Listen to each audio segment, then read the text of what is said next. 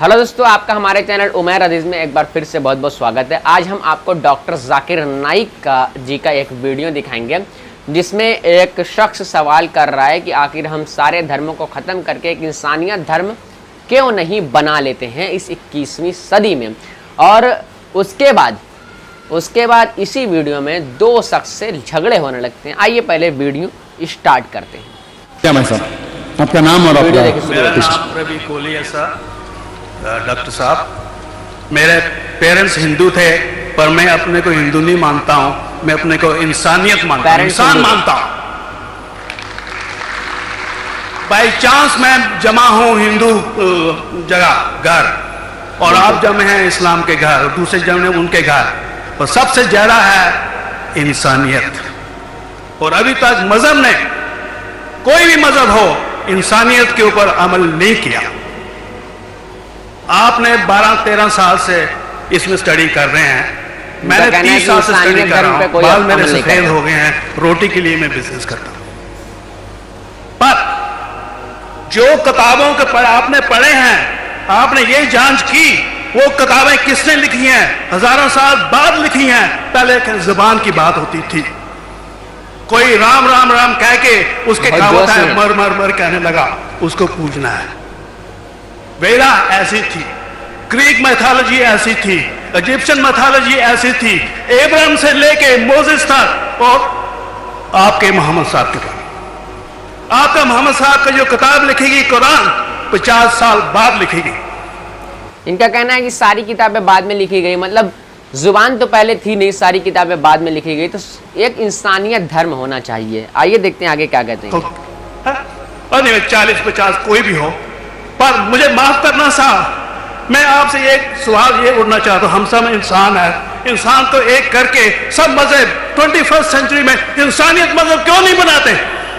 जो आप ठहरा, मैंने अभी खत्म नहीं किया जनाब, मैंने खत्म नहीं किया, मैंने हमने खत्म नहीं किया। हाँ, मैं ये कह रहा हूं साहब, आप अपना पर्सनल मजहब है रखिए, अपने घर में रखिए, बस स्टेट में और दूसरों के ऊपर ना रहिए, वार ना करिए, लड़ाई ना करिए।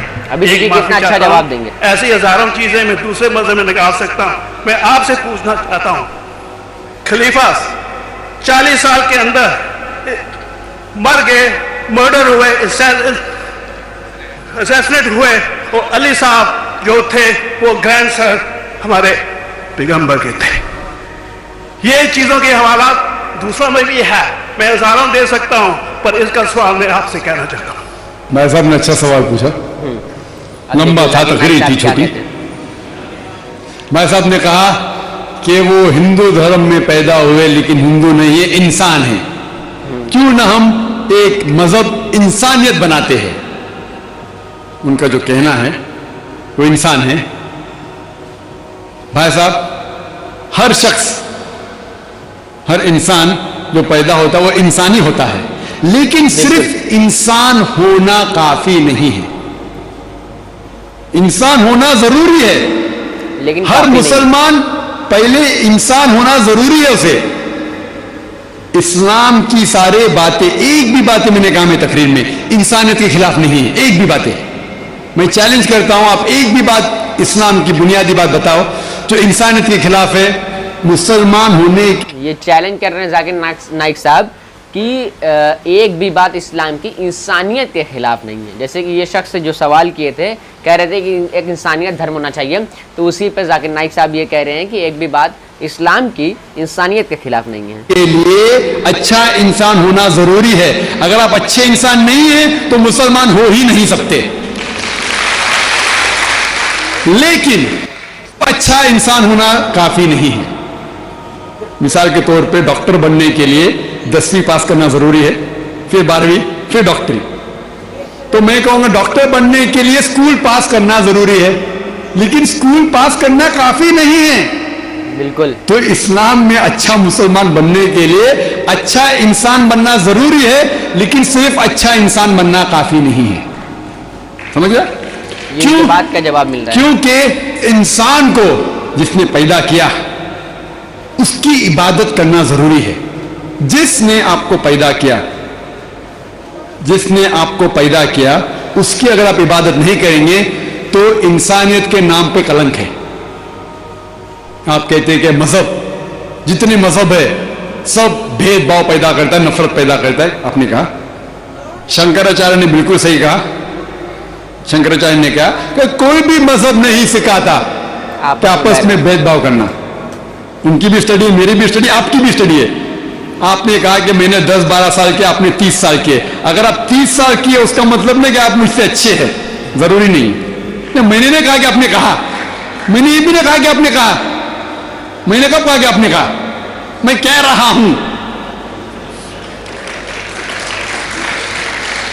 मैंने कब कहा कि आपने कहा? मैं कह रहा हूं क्योंकि आपने कहा कि आप 30 साल की स्टडी की। मैं हिंदू मजहब पे भी चंद साल के, अल्हम्दुलिल्लाह सुम्मा अल्हम्दुलिल्लाह, कई शंकराचार्य से बात की, कई स्वामी जी से बात की, कई प्रीस्ट और फादर से अमेरिका में की। मैं तो अभी तक जवान हूं माशाअल्लाह, अल्लाह का फजल है, अल्लाह का फजल है।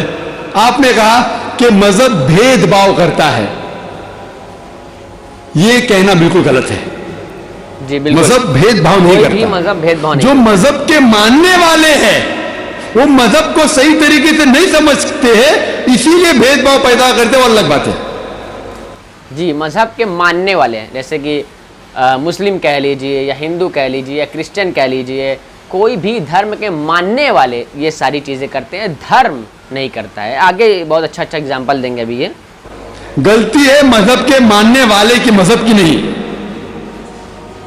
ये कह रहे हैं कि मजहब की, मिसाल के तौर पे एक मर्सिडीज कार है, मर्सिडीज कार है, मुझे ये जानना है कि मर्सिडीज कार कितनी अच्छी है। तो एक ड्राइवर मर्सिडीज कार चलाते जो ड्राइविंग जानते ही नहीं और मर्सिडीज कार को ठोक देते, तो किसकी गलती है, मर्सिडीज गाड़ी की ड्राइवर की? ड्राइवर की। यही समझा रहे हैं। अगर आपको जानना है मर्सिडीज का कितनी अच्छी है तो आपको ये देखना चाहिए स्पेसिफिकेशन, उसका पावर कितना है, हॉर्स पावर कितना है, माइलेज कितना है, सेफ्टी मेजर कितना है, उसकी तहकीक करने के बाद आपको कहना चाहिए कि कितनी अच्छी मर्सिडीज कार है। अगर जानना चाहिए कितनी अच्छी है तो उसको बिठाओ जो ड्राइविंग जानता है। तो इसीलिए इस्लाम को जानने के लिए मुसलमानों को मत देखो, अगर देखना है तो मोहम्मद सल्लल्लाहु अलैहि वसल्लम को देखो। वाह, क्या जवाब है। आप मुझे मत देखो, मुझे मत देखो, हमारे आज के मुसलमान को मत देखो, देखो जो सबसे अच्छा ड्राइवर है, सबसे अच्छा इस्लाम को समझ चुका है, वो मोहम्मद सल्लल्लाहु अलैहि वसल्लम है। उनको देख के इस्लाम की तहकीक करो, और तहकीक करने के लिए आपको इस्लाम की किताब पे जाना पड़ेगा। और आपने जो कहा आखिर के अंदर कि सारी मजहब किताब बाद में लिखी गई, पहला कहना था, आप काफी हद तक के सही है, आप काफी हद तक के सही है कि आप बिल्कुल सही फरमाते, लेकिन यह कहना कि सारी मजहब की किताब उसमें गलती है। अक्सर मजहब कितने किताब है, वेद हो, उपनिषद हो, बाइबल हो, ओल्ड टेस्टामेंट हो, न्यू टेस्टामेंट हो, आपने कहा मूसा अलैहिस्सलाम से लेके वहां से था, लेकिन आखिर में जो आपने गलती की मोहम्मद सल्लल्लाहु अलैहि वसल्लम, वहां गलती की। आखिर में आके आप अटक गए, आखिर में आके फंस गए। आपने शायद इस्लाम का मुताला सही तरीके से नहीं किया होगा, आपने शायद अरुण शुरू की किताब पढ़ी होगी। अगर आप कोई मजहब का मुताला करना चाहते हैं तो जो मजहब को समझ चुका है उसकी किताब पढ़ो। आप अगर अरुण शुरू की किताब पढ़ेंगे और इस्लाम जो सही से मजहब को समझ चुका है या सही जानकारी रखता है उसकी आप किताब पढ़िए या उससे जानकारी लीजिए, तभी तो आपको पता चलेगा। के मुताला करा कहेंगे ये किधर का सही फैसला है। मैं कहता हूं अरुण शूरी जैसे लोग की पढ़ी होंगी, क्योंकि जब भी कुरान नाजिल हुआ, जब भी कुरान की आयत नाजिल होती थी, मोहम्मद सल्लल्लाहु अलैहि वसल्लम अनपढ़ थे, लिखवा लेते थे। जब भी कोई आयत नाजिल होती थी वो उसे याद करते थे और अपने साथियों सहाबा से उसकी तिलावत करते थे और सहाबा फौरन उसे लिख लेते थे।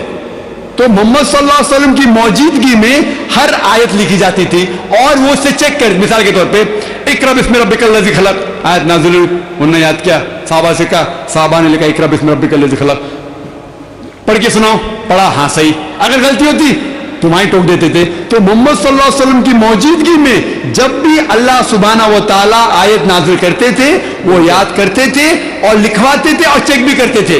सारा कुरान मजीद मोहम्मद सल्लल्लाहु अलैहि वसल्लम की मौजूदगी में लिखा गया।